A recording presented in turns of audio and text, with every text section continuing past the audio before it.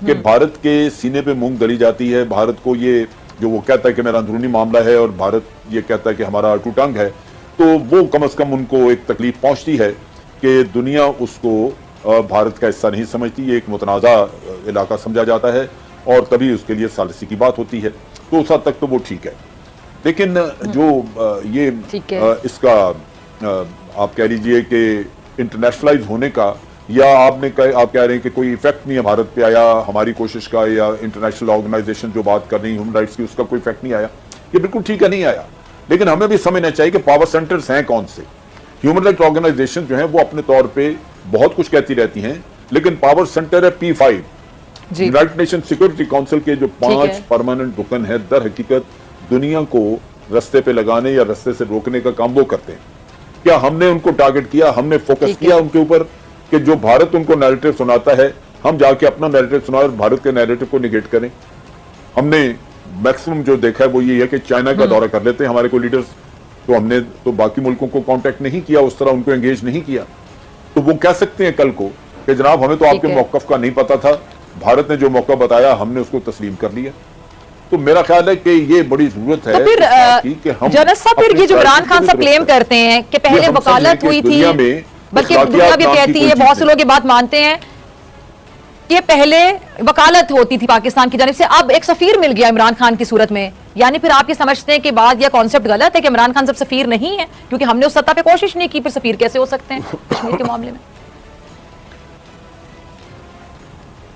नहीं, इमरान खान तो वक्तन फवक्तन बात करते रहते हैं, लेकिन ये तो एक लगातार अमल है जहां फॉरेन ऑफिस ने और आपके हुकूमत ने मिलके एक कैंपेन लॉन्च करनी है। आपने एक, आप ये कह लीजिए कि एक मुकम्मल हिकमत अमली वदा करनी है, जिसमें मीडिया को भी इस्तेमाल करना है, जाती तौर पे आपने विजिट्स भी करने हैं, उसके अलावा आपने ह्यूमन राइट्स की ऑर्गेनाइजेशन, यानी आपको, मुझे आपकी बात से समझ रहे, आपको वजारत खारिजा या हमारी फॉरेन मिनिस्ट्री या फॉरेन मिनिस्टर का जो रोल है वो मिसिंग नजर आ रहा है, और आपको लगता है कि खान साहब अपना किरदार अदा करें बाखूबी, मोर देन इनफ? मिसिंग नहीं है, मुकम्मल तौर पे मुकम्मल मिसिंग नहीं है, लेकिन बहुत थोड़ा है, लेकिन कहीं ना कहीं लैक है कि इसको बहुत बढ़ाया जाए। ठीक है, बहुत थोड़ा है। भारत भी डिप्लोमेसी कर रहा है, उसका आपके साथ मुकाबला है, एक दौड़ लगी हुई है दोनों मुल्कों की डिप्लोमेसी की। ठीक है जनरल साहब, मुझे ब्रेक पे जाना है, ठीक है, ब्रेक से आने के बाद बात करते हैं कि भारत का मुसलमान बहुत सफर कर है, इंग्लिश वाला, और मुझे लगता है कि अनकरीब उर्दू वाला सफर पे करेगा, यानी 1947, बहुत से 1947 एक्सपेक्टेड है, यानी इंडिया टुकड़े टुकड़े होगा। खुसूसी नुमाइंदे सदीक जान ने भी हमें थर्ड सेगमेंट में ज्वाइन किया। Sadiq, warm welcome. जनरल साहब पहले से मौजूद थे हमारे साथ, दोबारा आपका बहुत शुक्रिया ज्वाइन करने के लिए। सदीक, मैं आपकी तरफ आना चाहूंगी, फिर जनरल साहब आपकी तरफ आऊंगी। सदीक, कश्मीर कमेटी का अगर हम किरदार की बात करना चाहें, कैसा किरदार नजर आता है आपको? मैं वही कहूँगा जो जनरल साहब ने पिछले सेगमेंट में कहा था कि अगर आप कंपेयर करेंगे पिछली कश्मीर कमेटी के साथ तो फिर तो बहुत बेहतर है, क्योंकि पिछली कमेटी में आपको पता है कि मौलाना फजल रहमान साहब जो तरजीहात थी वो अपने खाने थे, खाबे थे, मीठी लस्सियाँ थी, अपना प्रोटोकॉल था, सरकारी बंगला था, पेट्रोल था, डीजल था, यही सारी चीज़ें थी। और खुद एतजाज़ एहसन साहब ने एक प्रोग्राम में ऑन एयर ये एतराफ़ किया कि पीपल्स पार्टी की गलती थी मौलाना फजल रहमान को कश्मीर कमेटी का चेयरमैन रखना, जो कि उनको मौलाना फजल रहमान को सियासी रिश्वत के तौर पर दिया गया था। देखें, बात यह है कि जब आप और जनरल रिटायर्ड जो शुएब साहब पिछले सेगमेंट में बात कर रहे थे, उस वक्त मैं एक और चीज सोच रहा था कि एक और भी चीज है जिस पे हमें बात करनी चाहिए, वो ये है कि ठीक है इमरान खान साहब अपना किरदार अदा कर रहे हैं, और जो लोग कहते हैं कि उनके ट्वीट्स का क्या फर्क पड़ता है, उनको शायद अंदाजा नहीं है कि उनके ट्वीट्स को कितनी कवरेज मिलती है इंटरनेशनल मीडिया में। लेकिन वहीं पे आप ये देखें कि हमारी वजारत इत्तलात है, हमारा PTV है, उसका क्या किरदार है। ये जो हर महीने पूरे पाकिस्तानी लोगों से जो टैक्स लेकर, पैसे लेकर जो हमारे ये PTV चल रहा है, जो हमारी वजारत इत्तलात चल रही है, इनका जरा कंपैरिजन करें ना ISPR के साथ। हमारा ISPR जितना मुनज़्ज़म अंदाज में पाकिस्तान का बयानिया और कश्मीर के हक में बयानिया इंटरनेशनली उन्होंने उजागर किया कि इंडिया की चीखें निकल गई और उनकी आहो बकास सुनी जाती है। वो खुद उनके अपने बैठ के बड़े बड़े लोग कहते हैं कि हमें ISPR ने जितना नुकसान पहुंचाया इंडिया को किसी ने नहीं पहुंचाया। हमारी वजारत इत्तलात क्या कर रही है, हमारा PTV क्या कर रहा है? जब मैं आपका पहला सेगमेंट देख रहा था उसी वक्त मेरे सामने, क्योंकि मैं यहाँ बोल में मौजूद था तो 10 चैनल चल रहे थे, उसी वक्त मैं साथ ही PTV को देख रहा था कि एक तरफ डॉक्टर फिजा अकबर किस बेहतरीन अंदाज से कश्मीर की आवाज बुलंद कर रही है, दूसरी तरफ मेरे टैक्स के पैसों से चलने वाला वो PTV जो सरकारी पैसों पे चल रहा है, जो आवाम के टैक्स के पैसों पे चल रहा है, उस पर एक होम्योपैथिक सा प्रोग्राम हो रहा है। इस पे भी हमें बात करनी चाहिए। छोटे छोटे क्लिप्स होने चाहिए थे, मुख्तलिफ ज़बानों में डॉक्यूमेंट्रीज होनी चाहिए थी, जिसको हम इंटरनेशनली हाईलाइट करते हैं। कहना चाहूंगी सदीक, सॉरी मैं आपकी बात को काट रही हूँ, मैंने खुद भी कुछ अरसा PTV पे काम किया, तो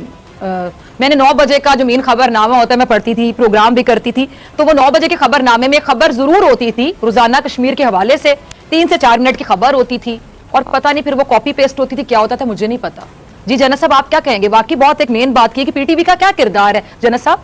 हमारा एक मतलब नेशनल टीवी है, रिप्रेजेंट करता है पाकिस्तान को और हमसे पैसे लिए जाते हैं जब हम पीटीवी देखें ना देखें।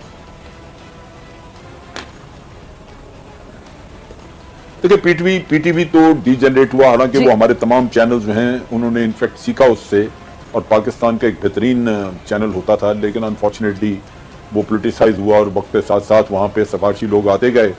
और आपने देखा कि वो चैनल बिल्कुल तकरीबन ख़त्म हो गया। लेकिन जो ज़रूरत है, मैं समझता हूँ पैमरा को ऑर्गेनाइज करना चाहिए सारे मीडिया को, और लेट नाइट हमारे 2-3 घंटे के 2 घंटे के इंग्लिश प्रोग्राम, क्योंकि लैंग्वेज का भी एक मसला है। अगर आप पीटीवी